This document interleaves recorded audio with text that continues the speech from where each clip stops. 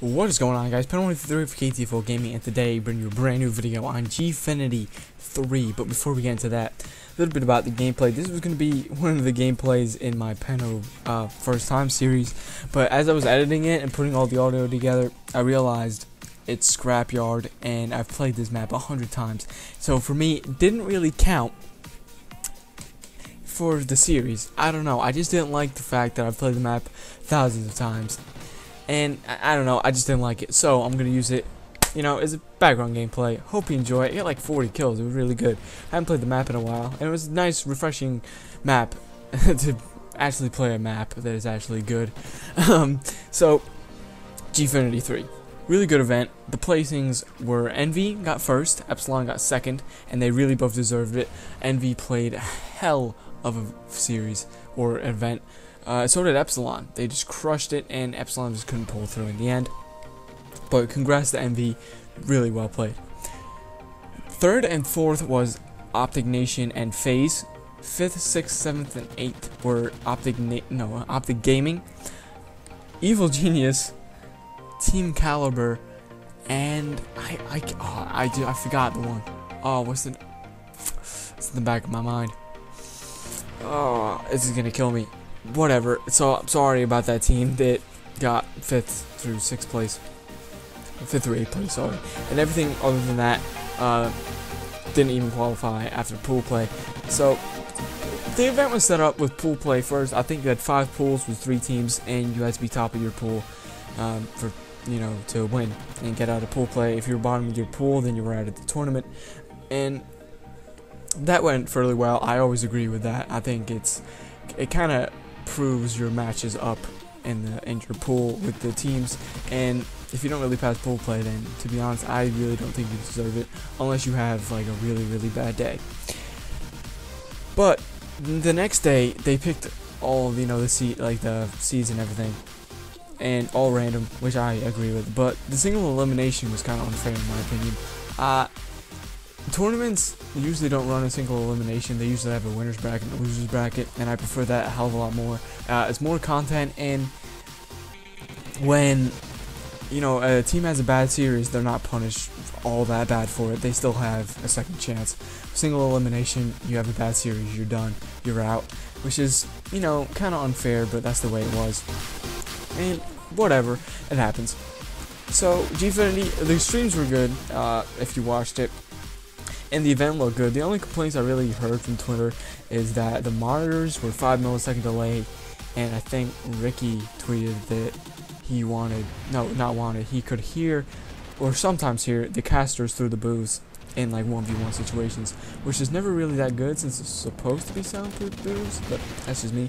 But anyway, the stadium looked really good. It was Olympic Stadium.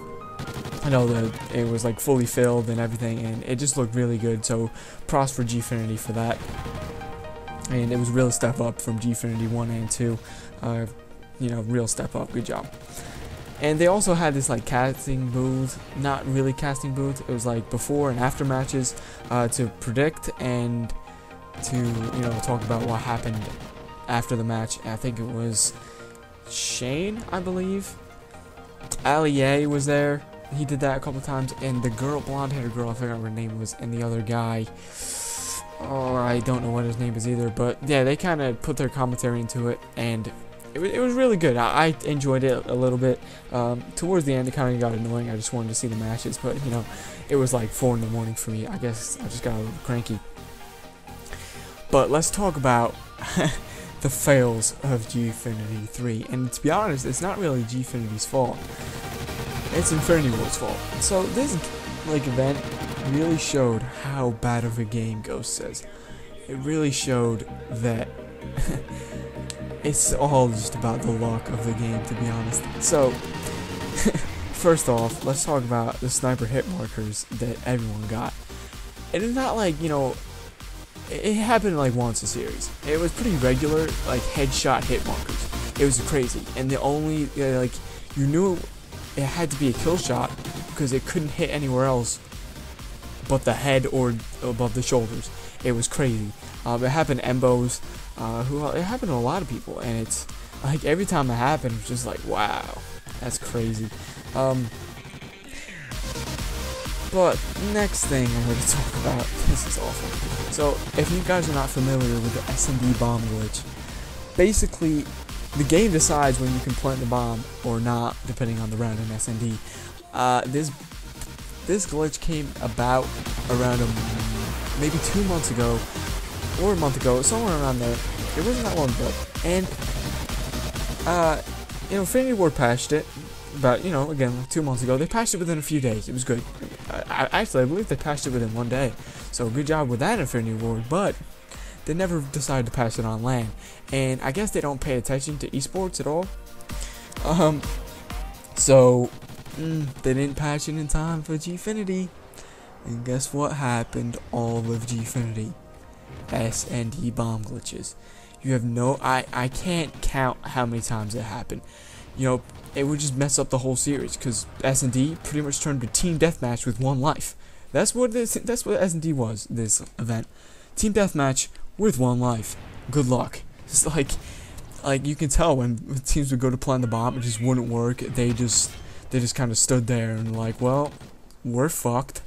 And they were supposed to end it when the S&D bomb glitch happened. I've only seen it end it like once. I literally, during the Optic match against Epsilon, it happened at least like 10 times. At least. It was crazy amount.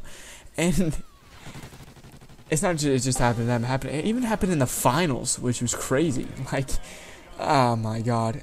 It's unreal how poor of a game how poor of a Call of Duty this game is. It's unreal that you can't, 10 years into the franchise, you can't plant a bomb. It's unreal. And I can't wait for this game to be over, and for Sledgehammer. I hope they don't screw up like Infinity Ward did. Bravo, Infinity Ward, for making the worst Call of Duty known yet. Now, before I get on a rant and owning Infinity Ward, I'm gonna stop here. So I hope you enjoyed this. Hope it was a little bit informative, and got to shit on Infinity Ward, so I enjoyed it. Anyway, hope you enjoyed it, guys. I'll see you for the next video. Peace.